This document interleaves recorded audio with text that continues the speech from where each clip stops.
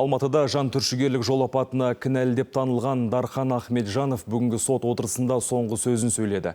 Бұзақылық бабы бойынша өзіне тағылған айыпты толық мойындаған сотталушы болған жайтқа өкінетін жеткізіп, соттан жеңіл жаза тағайындауды өтінді.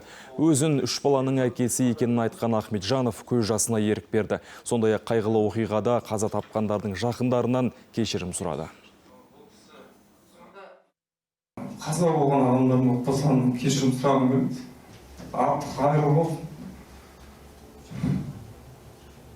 Түсінемін, сіздерге өте ауыр. Сіздермен бірге менің де жүрегім бар. Сот отырысына жол апат салдарынан жарақат алған жәбірленушілер де қатысты. Олар айыпталушыны ақтаған жоқ, бірақ жүргізушінің де кінәсі бар дегенді алға тартты. Ермек Шөкебаеваны да сотталушы ретінде қарастыруға жетті.